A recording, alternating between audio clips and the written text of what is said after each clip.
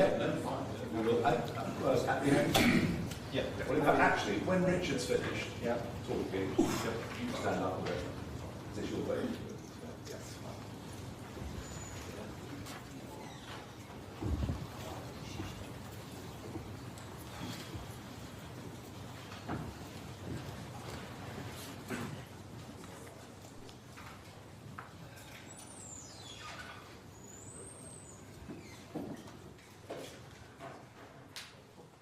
Okay, good morning, everybody. It's the first day of term after the recess, and we're going to start with a story that we think really matters enormously.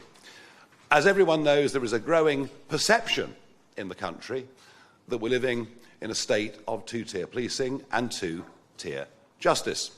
And when you see convicted criminals being released, in many cases after only 40% of their sentences, and already quite staggering reoffending rates, whilst people get very, very stiff prison sentences for saying beastly things on social media, millions of people are scratching their heads.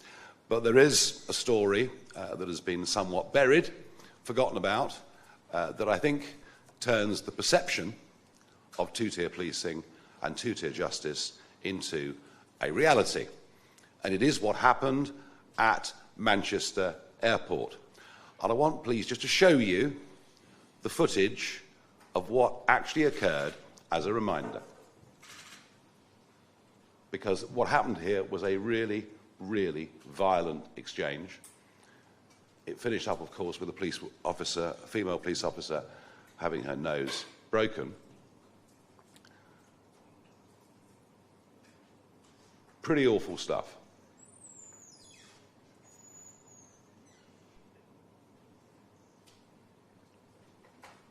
And yet, the only footage you saw was what happened subsequently when the police officers did manage to get control of the situation. There was huge criticism that a police officer had used his feet.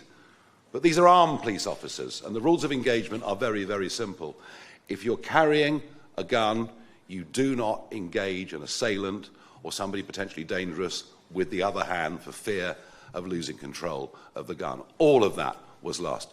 But what's happened in the intervening period? Well, nothing is the answer, and we think we know the answer. We think we know the reasons why this happened, and I'm going to hand over to Richard Tice, who's going to go through this in more detail, give you some evidence that as yet has not been uncovered, and tell you the action that we intend quite shortly to take. Richard.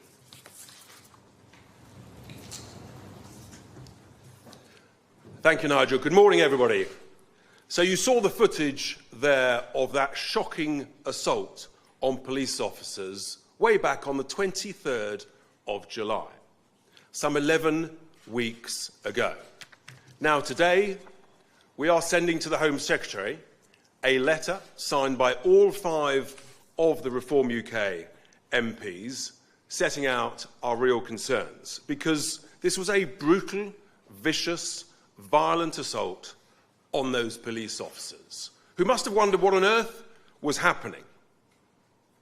It was so violent that a number of the officers were floored, at least one officer had a nose broken, and frankly, as Nigel just touched on, the officers showed great restraint by only using their tasers as opposed to something more serious. In many airports around the world, it would have been a case of weapons first, ask questions later.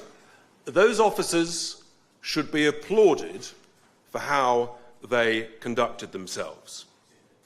11 weeks later, the assailants have still not been charged.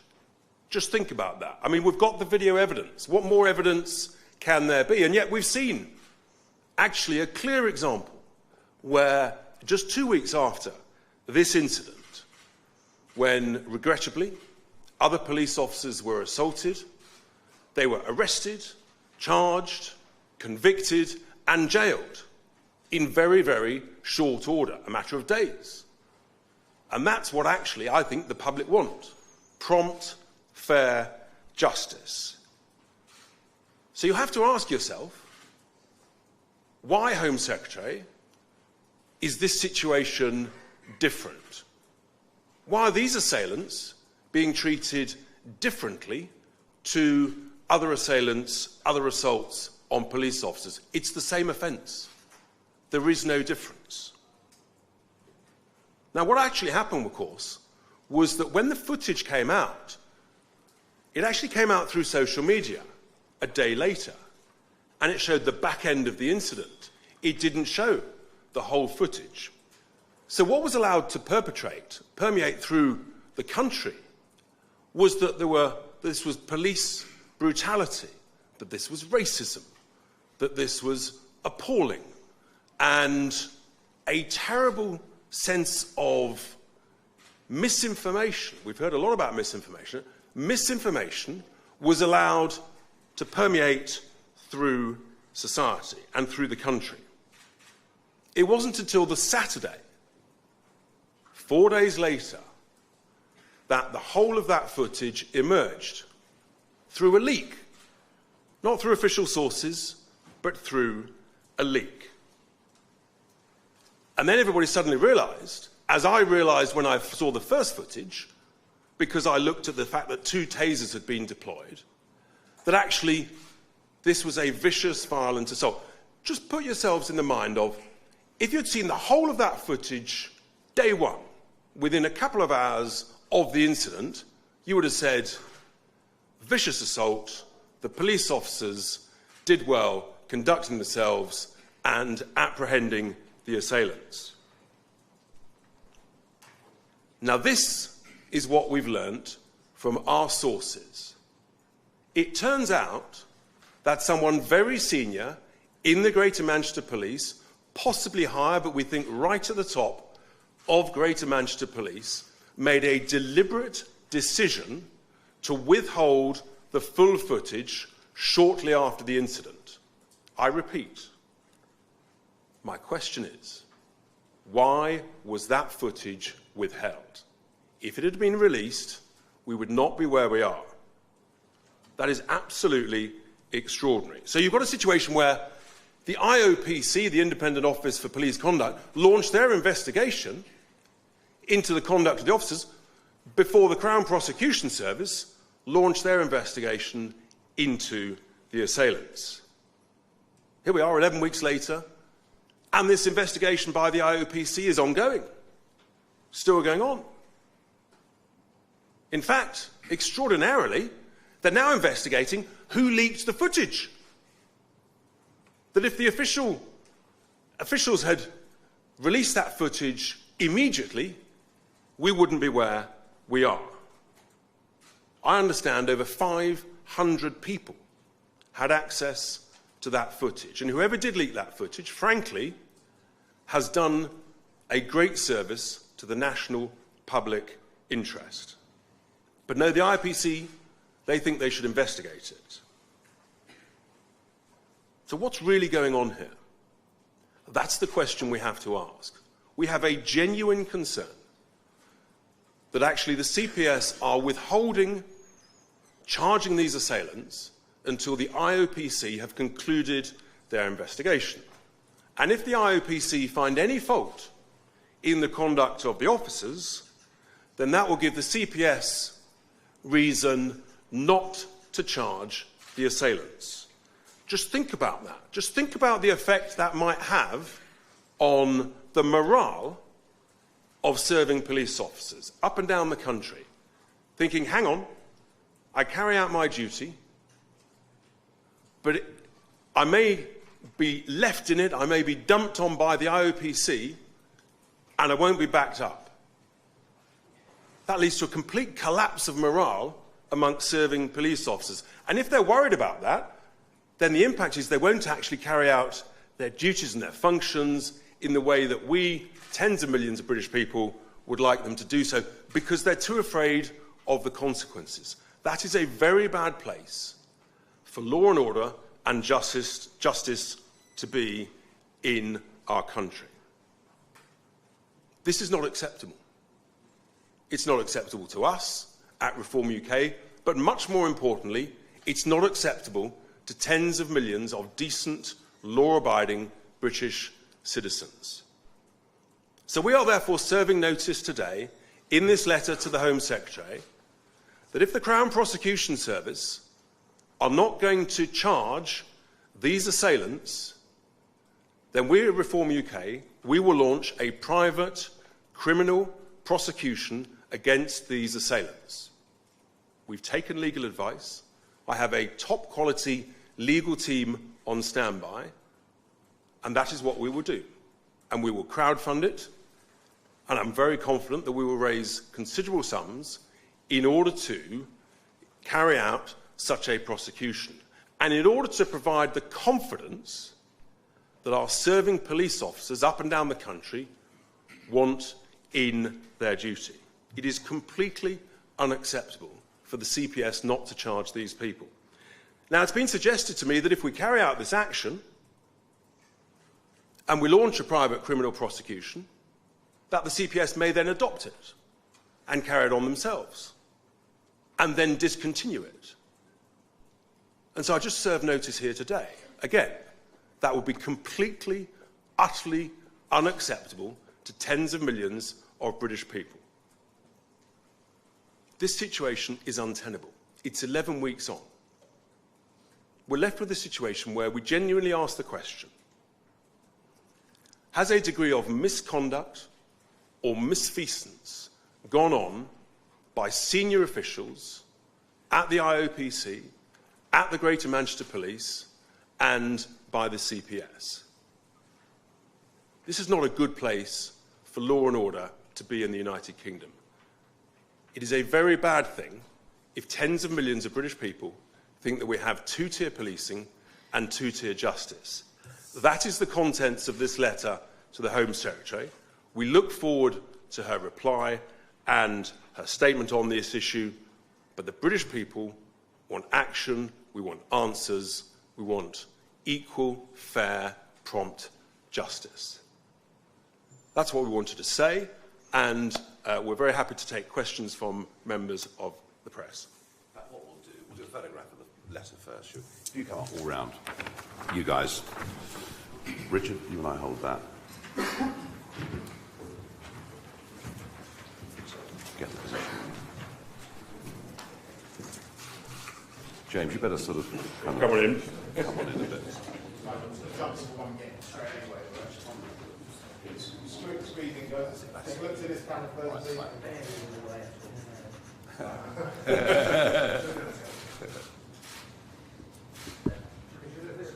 Certainly. We'll work round from left to right. How about that? Okay. There we go. Slowly but surely. 1, 2, 3, down for 4, up for 5, 6, 7, up there, 8, guy with the blue top, 9 behind, 10 with the hat, 11. I think we've done that. All good? Very good. Well done. One more for you. A little bit of video. All right, okay. Great stuff. Thank you. Right, okay. Richard, you stay with me. Okay, we're very happy to take questions on this, or frankly, any other subject you choose. Just tell us which organisation you are from, sir. Tom Simons, BBC.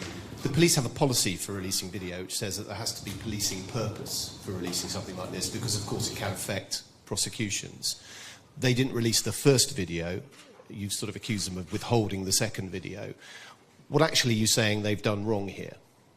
Yeah, but the whole point about policing is they have to consider also about maintaining confidence and what's in the public interest. And that decision not to release the video led to serious allegations against the officers, serious allegations of police brutality against the Greater Manchester Police, and it led to protests, and it led to a crisis of confidence.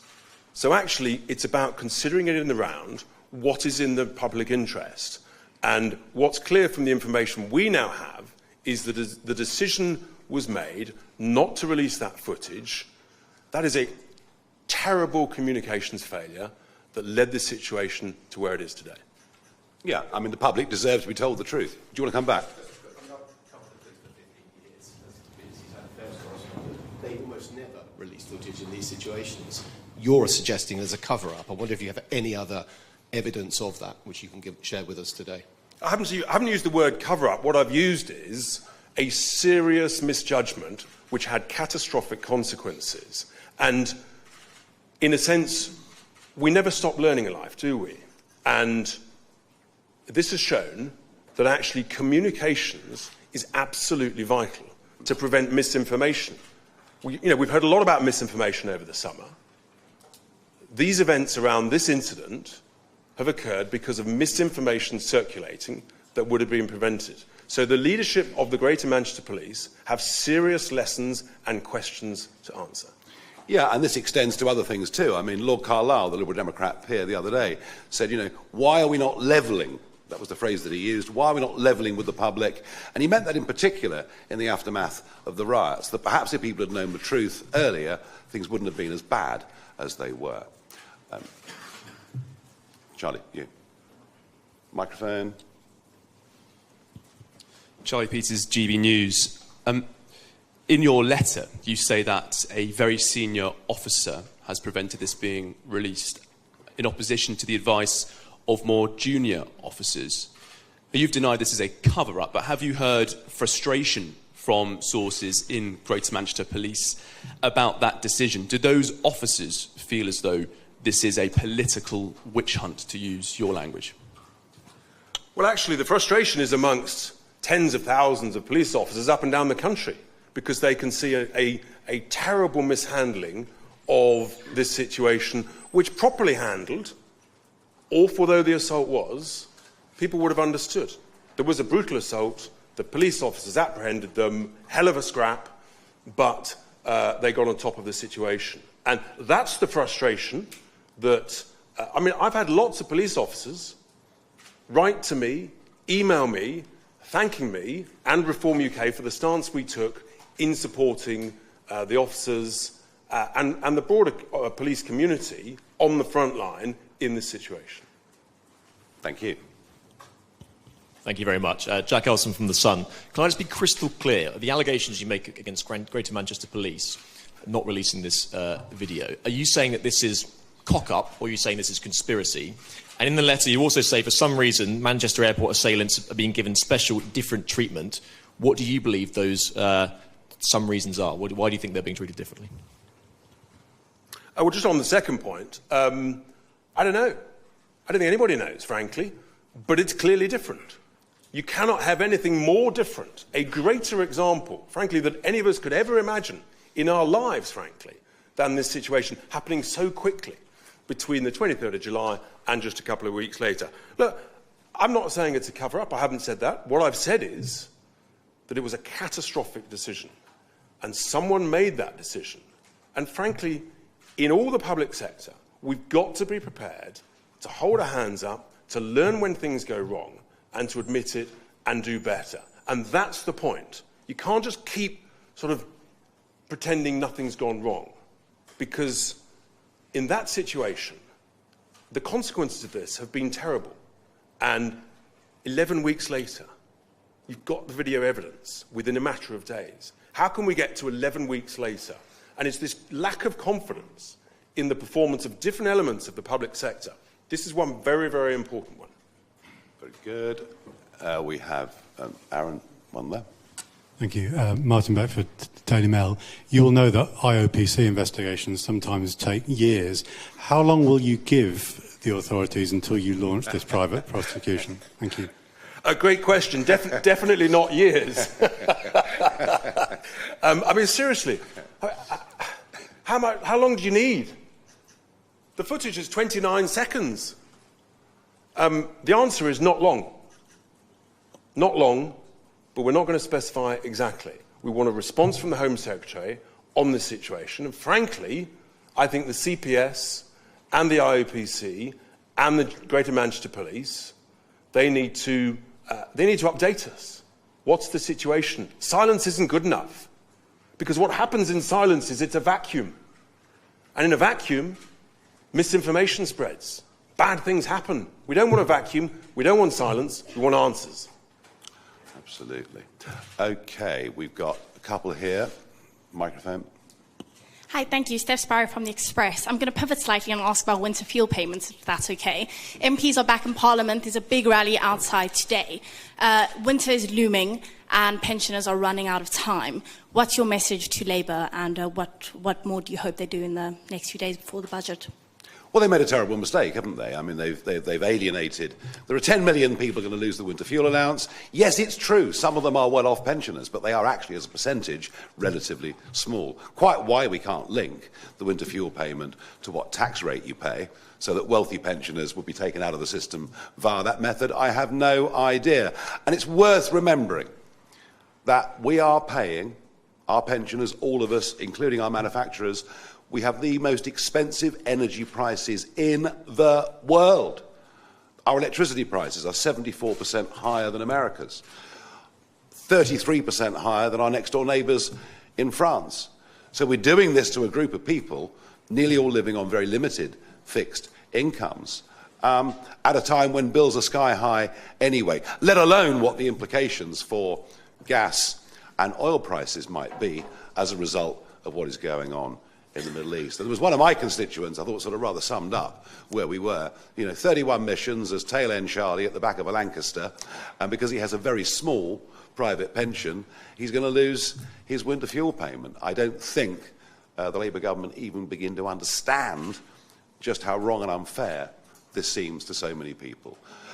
The other worry, of course, is that if you look at what Ed Miliband is doing as Energy Secretary, the 171 successful wind auctions have all happened at strike prices that are double the current market rate for electricity. And that means, I would think, energy prices must rise at least for 10 years. At least for 10 years. So we'll go from being the most expensive energy in the world to even more expensive energy.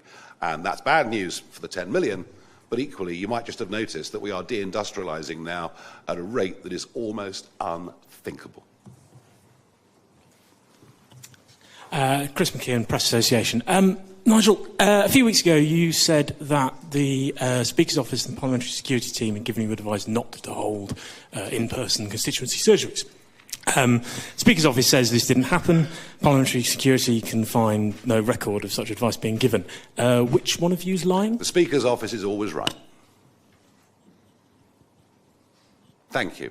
Thank you, everybody. Thank you very much indeed. Oh, we've got some more, Dan. Final note. I don't know what you're doing later on today, but there's a very, very important new movie that is coming out. It is Labour the Movie, and you can get it tonight on ITV at 6:25 and on BBC One at 6:55. It is a party political broadcast unlike anything that has ever been seen in the United Kingdom before. In fact, when you watch it, you will ask yourself the question, how on earth were they allowed to do that? And there it is. There's my ticket, and we'll be handing out tickets to all of you in just a couple of moments' time. Thank you.